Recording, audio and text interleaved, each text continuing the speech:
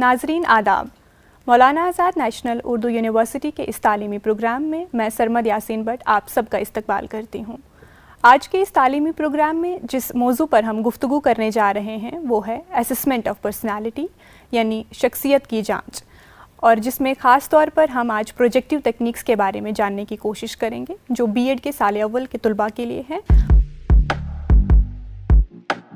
इस मौजू पर बात करने के लिए हमारे साथ स्टूडियो में मौजूद हैं प्रोफेसर मोहम्मद मुशाहिद साहब। मैं आपका इस प्रोग्राम में इस्तकबाल करती हूँ, खुशामदीद कहती हूँ। थैंक यू, बहुत बहुत शुक्रिया। मैं इस प्रोग्राम की तरतीब आपको बताती चलूँ। सबसे पहले हम प्रोजेक्टिव टेक्निक्स के बारे में जानने की कोशिश करेंगे। उसके बाद जो इसके मुख्तलिफ टेस्ट हैं जैसे Rorschach inkblot test, thematic apperception test, children apperception test, sentence completion test और वर्ड एसोसिएशन टेस्ट को जानने की कोशिश करेंगे। तो सर, सबसे पहले मैं आपसे प्रोजेक्टिव टेक्निक्स के बारे में जानने की कोशिश करूंगी कि प्रोजेक्टिव टेक्निक्स क्या होती हैं। प्रोजेक्टिव टेक्निक को बताने से पहले मैं ये ज़रूरी जो है समझता हूँ कि आपको पर्सनालिटी के बारे में थोड़ा सा बता दूँ, शख्सियत के बारे में थोड़ा सा बता दूँ। देखिए, शख्सियत जो है बहुत ही कॉम्प्लिकेटेड शय है। मैं क्या हूँ, मैं दिख क्या रहा हूँ और अंदर से क्या हूँ, नोबडी नोस। क्या आप ये जो है कह सकती हैं कि जो मैं दिख रहा हूँ या इस वक्त जो है मैं क्या सोच रहा हूँ? Can you tell me? नहीं आप कह सकते। तो शख्सियत की जांच या पर्सनालिटी का असेसमेंट जो है ये बहुत कोई आसान काम नहीं है। ये बहुत ही कॉम्प्लिकेटेड जो है शय है। फिर भी माहिरीन नफ्सियात ने अपने अपने तौर पर इस शख्सियत को जांचने की या मालूम करने की कोशिश की है, और इसी को हम जो है असेसमेंट ऑफ जो है पर्सनालिटी कहते हैं जी। और इसमें जो है दो कैटेगराइजेशन है, एक है प्रोजेक्टिव टेक्निक और दूसरा है नॉन प्रोजेक्टिव टेक्निक जी। तो आज हम जो है प्रोजेक्टिव टेक्निक के बारे में गुफ्तगू करेंगे। नाम ही से जो है जाहिर है प्रोजेक्टिव यानी कि प्रोजेक्शन। इसमें जिस शख्स की या जिस पर्सनालिटी की हम जांच कर रहे हैं वो खुद ही अपने आप को जो है प्रोजेक्ट करता है लाशऊरी तौर पर, अपने एहसासात, अपने ख्यालात, अपने जो है तफक्कुरात, अपनी पसंदीदगी, अपनी नापसंदीदगी, अपनी ऑप्रेस्ड एंड सप्रेस्ड इमोशंस, वो खुद ब खुद जो है बताता है लाशऊरी तौर पर, जानने में नहीं बल्कि लाशऊरी तौर पर। इसीलिए इसका नाम है प्रोजेक्टिव टेक्निक जी। इसमें सबसे मशहूर जो टेक्निक है या जो टेस्ट है वो है रोशा इंकब्लॉट टेस्ट जी, यानी रोशनाई के धब्बे वाला टेस्ट।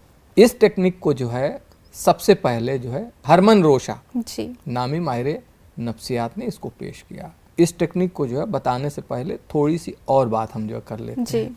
देखिए, शख्सियत के या पर्सनालिटी के दो पहलू हैं। एक तो है जाहिरी जिसको हम देख रहे हैं, और एक है बातिनी जिसको हम नहीं देख सकते। जाहिरी तो कोई भी अंदाजा लगा सकता है, कोई भी देख सकता है, समझ सकता है, लेकिन बातिन में क्या है, हमारे अंदर में क्या है, ये आसान काम नहीं है जी। तो इसको जो है सिगमंड फ्रायड नामी जो माहिर नफ्सियात ये कहते हैं कि इंसान की जो पर्सनालिटी है या जो शख्सियत है जो हमें दिख रही है वो सिर्फ उसके 10% ही दिख रही है, 90% को तो हम देख ही नहीं सकते। टिप ऑफ एन आइसबर्ग की तरह। यस। तो इस शख्सियत के अंदरूनी पहलू को जांचना या टेस्ट करना या मालूम करना बहुत ही दुश्वार है। फिर भी कुछ माहिरीन नफ्सियात ने अपने तौर पे कोशिश की है, जिसमें सबसे पहला हरमन रोशा नामी जो है माहिर नफ्सियात है, जिन्होंने रोशनाई के धब्बे वाला टेस्ट जी यानी कि रोशा इंकब्लॉट, उनके नाम से जो मौसूम है ये रोशनाई के धब्बों वाला टेस्ट है। मुख्तसरन जो है मैं ये बता दूं आपको, इसमें जो है 10 कार्ड्स होते हैं टोटल। उस पे जो है बिल्कुल इंक ब्लॉट गैर तरतीब तौर पर रोशनाई के धब्बे होते हैं जी। और इन 10 कार्ड्स में कुछ कार्ड्स जो है ब्लैक एंड व्हाइट होते हैं जी। कुछ कार्ड्स में 2 कलर के धब्बे होते हैं और कुछ कार्ड में मल्टीपल कलर यानी मुख्तलिफ कलर के कार्ड्स। इसी से हमारी अंदरूनी शख्सियत का जो है पता चलता है थ्रू द प्रोजेक्शन। अब जो है कैसे पता चलता है? जिस शख्स की शख्सियत या पर्सनालिटी जो है जानना मकसूद है हमारा, या हम मालूम जो है करना चाहते हैं, जैसे हम और आप बैठे हूँ जी। मैं जो है नफ्सियात का माहिर हूँ या माहिर नफ्सियात हूँ, आपकी शख्सियत को हमें मालूम करना जी। तो मैं हरमन रोशा नामी माहिर नफ्सियात के एक कार्ड को दूंगा आप जी। और आपसे ये मैं कहूँगा कि ये एक रोशनाई का धब्बा है, ये आप देखिए कार्ड को। मैं आपसे जो है रोशनाई का धब्बा वगैरह जो है कुछ भी जो है कहूँगा नहीं, ये एक कार्ड है, आप लीजिए और आप देखिए कि इसमें आपको क्या दिख रहा है।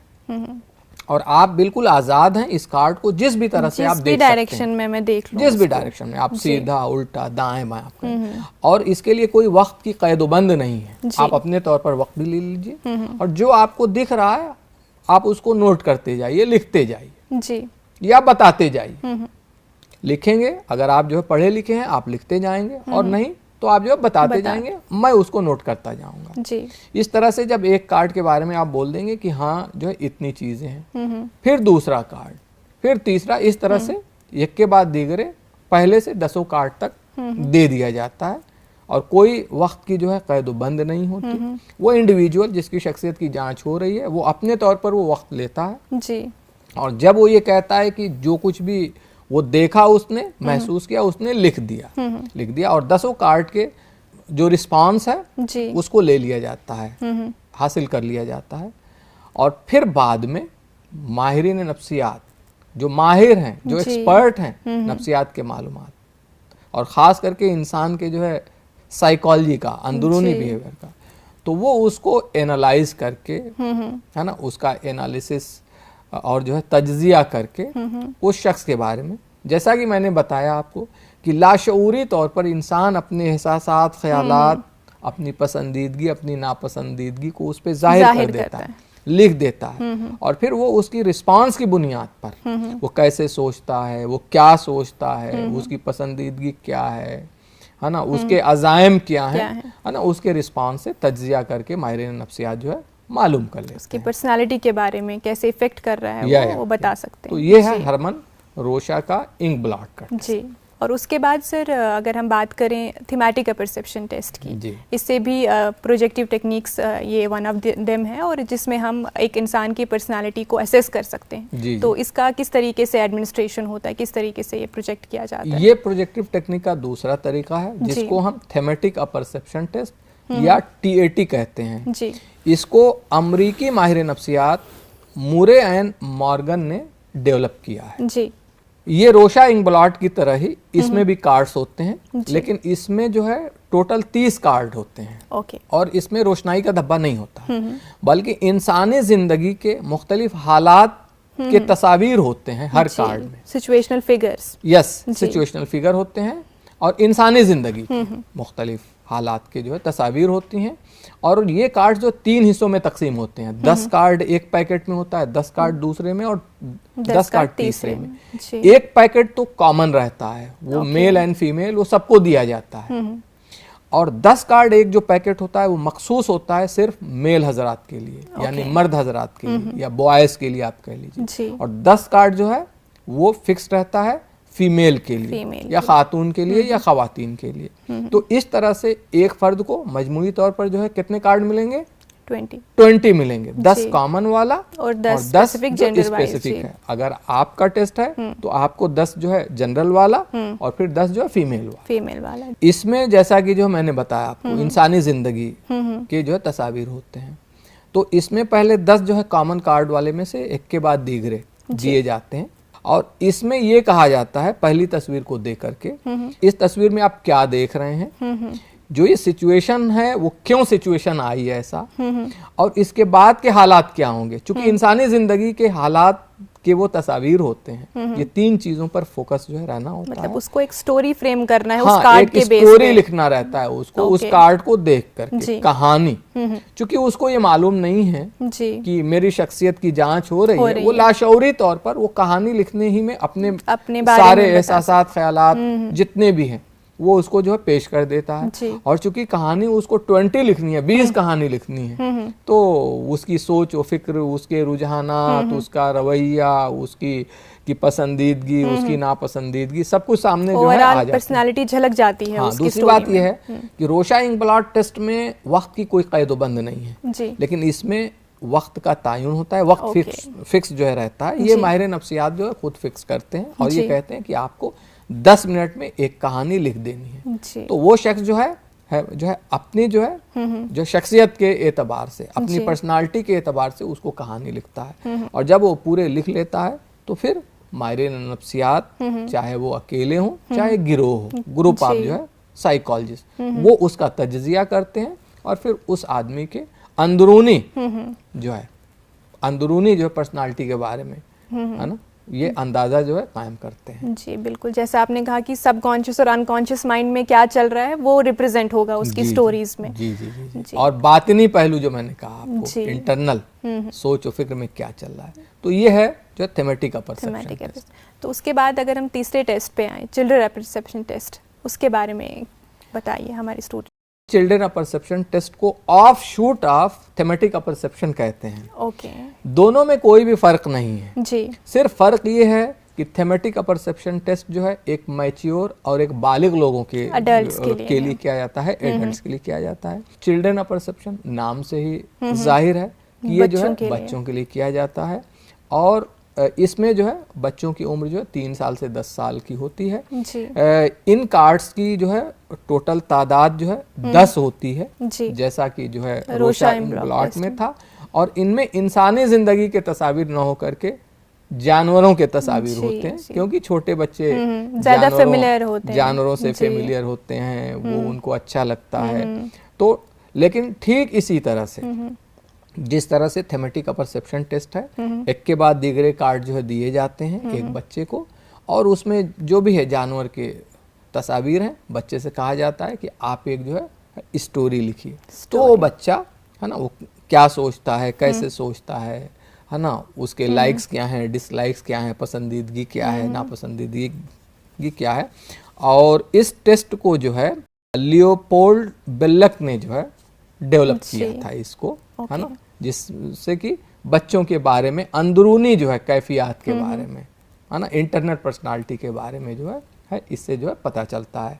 तो ये जो है Rorschach blot test, thematic perception test और चिल्ड्रन परसेप्शन टेस्ट, ये प्रोजेक्टिव टेक्निक में ये तीनों टेक्निक जो है बहुत इंपॉर्टेंट है। इसके अलावा और भी जो है 2 टेक्निक है जो आपने कहा, जिसमें एक है सेंटेंस कंप्लीशन टेस्ट। इससे जाहिर है कि आधे अधूरे सेंटेंस जो है दिए जाते हैं, जुमले, नामुकम्मल जुमला जो है दिया जाता है, और कहा जाता है कि आप इन जुमलों को मुकम्मल कीजिए, है ना, इन सेंटेंस को आप जो है कंप्लीट कीजिए। तो भी उसमें वो क्या जो है फील कर रहा है, क्या उसमें लिख रहा है, उससे उसके एहसासात और ख्यालात या अंदर वो क्या सोच रहा है वो आ जाता है। ठीक इसी तरह से वर्ड एसोसिएशन भी है जी।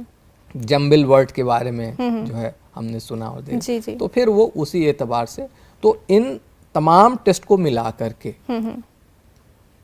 और खास करके 3 टेस्ट हैं इसमें सबसे अहम, जिसमें जो है रोशाइन ब्लॉट टेस्ट है, थेमेटिक परसेप्शन है और चिल्ड्रन परसेप्शन है जी। तो हम इन तीनों के मजमूए से, तीनों टेस्ट की मदद से एक इंसान की internal part of the personality या बातनी जो शख्सियत के बातनी पहलू के बारे में हम बहुत हद तक मालूमात हासिल कर सकते हैं, क्योंकि पर्सनालिटी या शख्सियत जो है बहुत ही कॉम्प्लिकेटेड शय है ना। मैं जैसे आपसे मैं कहूँ कि आपका जो है सबसे फास्ट फ्रेंड कौन है, तो मुमकिन है कि आप अपने जो है बचपने के किसी फ्रेंड का आप नाम लेंगे। तो आपसे मैं पूछूं कि आप उनके बारे में क्या क्या जानती हैं, आप बोलेंगे कि बहुत कुछ जानती हैं। हम लोग ईच एंड एवरीथिंग हम जो है शेयर करते हैं जी। लेकिन मैं आपसे अगर ये पूछ दूं कि क्या आप अपने फ्रेंड के बारे में सब कुछ जानती हैं, तो क्या आप जो है कह सकती हैं कि सब कुछ जानते हैं उसके बारे में? बताइए। नहीं, बहुत सारे पहलू हैं जो मे बी हिडन हो मेरे से, मे बी हिडन हो, क्योंकि इंसान जो है सारी बातें नहीं बताता। इसके बारे में जो है बड़ा दिलचस्प जो वाकया है जी। एक बार हम लोग एक जो है वर्कशॉप में गए हुए थे जी। तो एक जो है प्रोफेसर साहब थे, बहुत जो सेंस ऑफ ह्यूमर उनका जो बहुत अच्छा था, हंसाते रहते थे जी।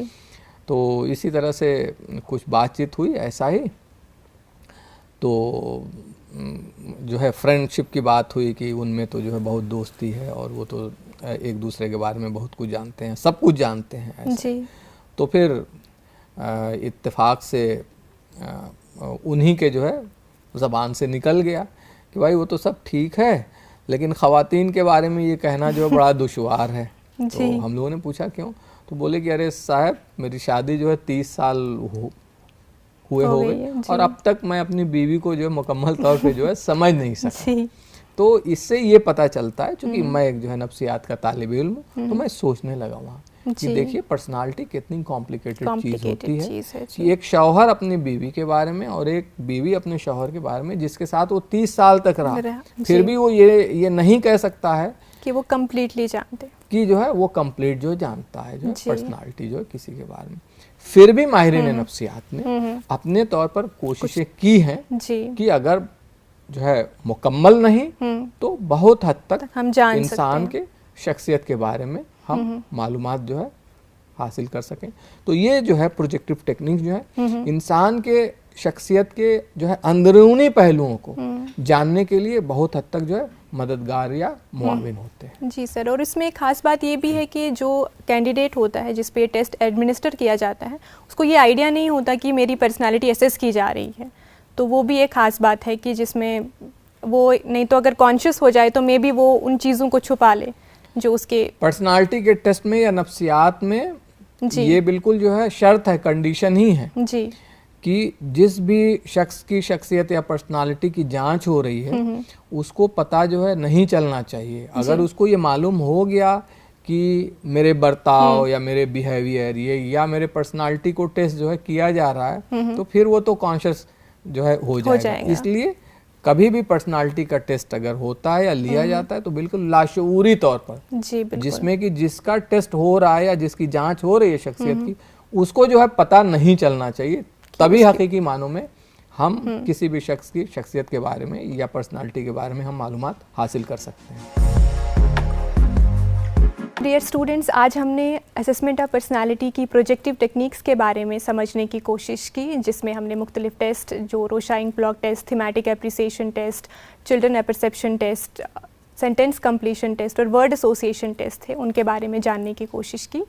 सर, आपने अपना कीमती वक्त हमें दिया, आप हमारे साथ स्टूडियो में तशरीफ़ लाए और बहुत ही अच्छे अंदाज में इन टेस्ट्स को एक्सप्लेन किया। आपका बहुत बहुत शुक्रिया। आपका भी बहुत बहुत शुक्रिया। Thank you so much for joining today. मज़ीद जानकारी के लिए आप इन किताबों का मुताला कर सकते हैं।